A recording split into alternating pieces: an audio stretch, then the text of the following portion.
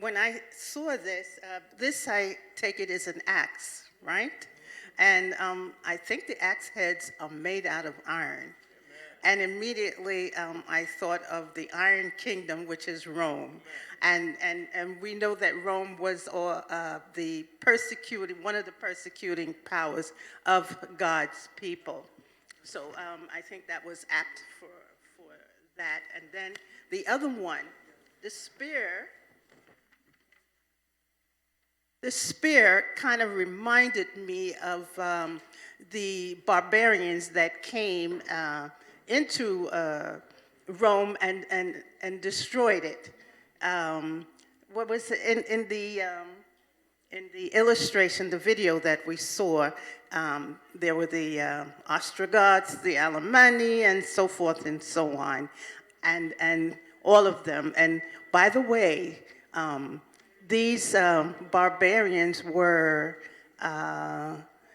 forefathers or ancestors of the European countries that we know today. 3 are extinct, but France still exists, Germany still exists, Switzerland still exists, and we know all of the other countries. So that's what that reminded me of.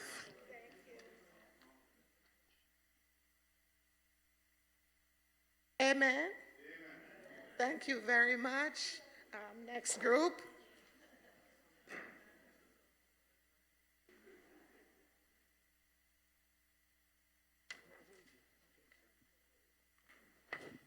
The picture we have here is a typical example of what the little horn did to anybody who did not fall in line with what they were preaching.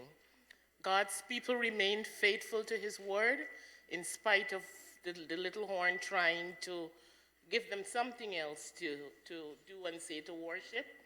And so their way of handling them was to take them to the rack.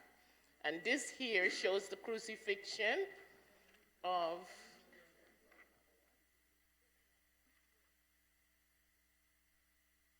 this here is the crucifixion of one of God's people. We know that the Romans, they developed that art of crucifixion, and it was further developed until the time of Christ dying, when that's the way he was crucified, the way he was killed. And we can see the 3 that are looking on. We can tell they're from the church because of the relic, the collar that they have in their wear. And so they're persecuting this gentleman here.